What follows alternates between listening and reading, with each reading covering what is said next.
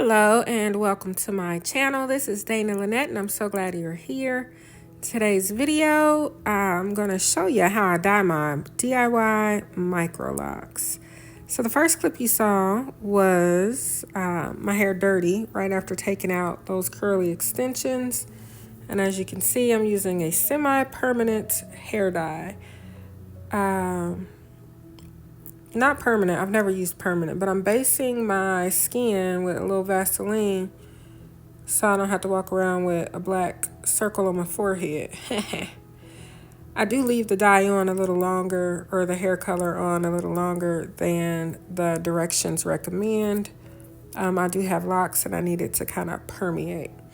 So the reason I did this video, or chose to do this video, is because in the past I would use one bottle and I would use it in the bottle as it was kind of, they made it to be able to use the nozzle of the bottle. And I found that I can make it go further if I do it this way. Also, my hair has finally gotten to a length where I require more than one bottle to do my whole head. And so because I'm doing, root to tip, all my hair, I went on and mixed up 2 bottles. And that brush is going to be key. So instead of using the bottle nozzle, what I did was I took a little foam or styrofoam plate and I dumped all the hair dye mixed up on that plate. So I mixed it up in each bottle and then I dumped the bottles onto that plate. That way I can use this brush to really pay attention to my application. I can get the roots. I start out with the front perimeter, because that's the part where those little baby hairs, they're white, they're silver, and they kind of stand out.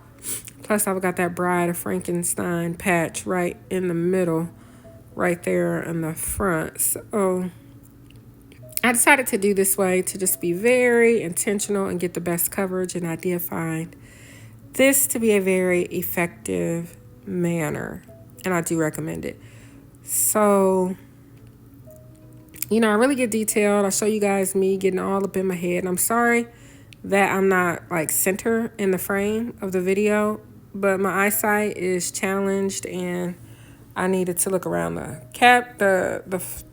phone that I was recording with. I needed to look into the mirror and all that good stuff. So my bad.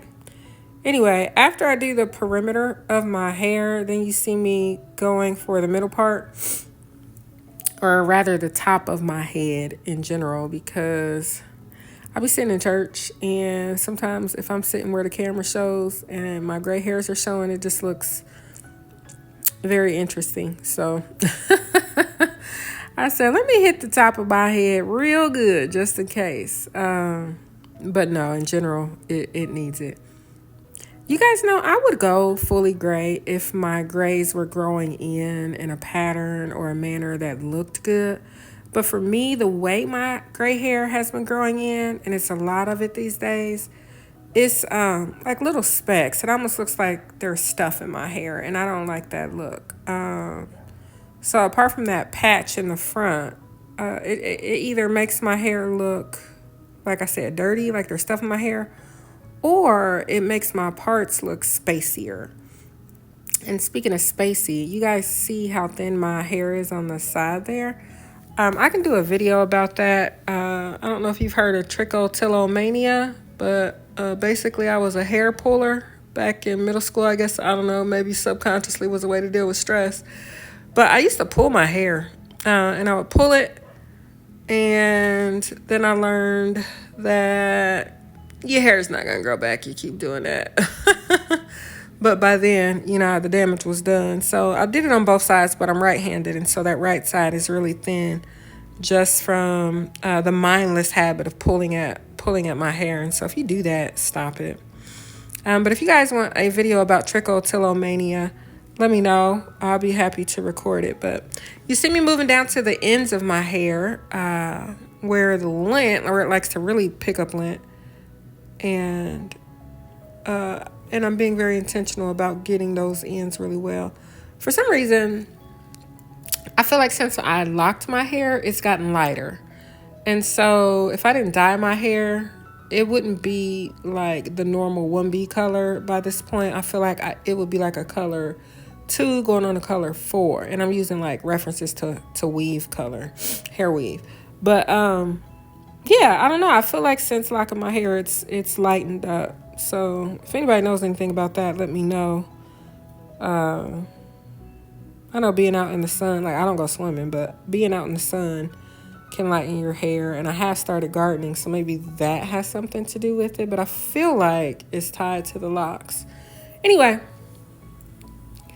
so I let this whole application, the point of this video is the dyeing, although I do show you what it looked like when I rinsed it out and the styling afterwards. And by the way, that first clip when I started out, my hair was dirty. I washed my hair that day and then didn't dye my hair until like the following day. Didn't want you guys to think I'm putting hair dye on dirty hair.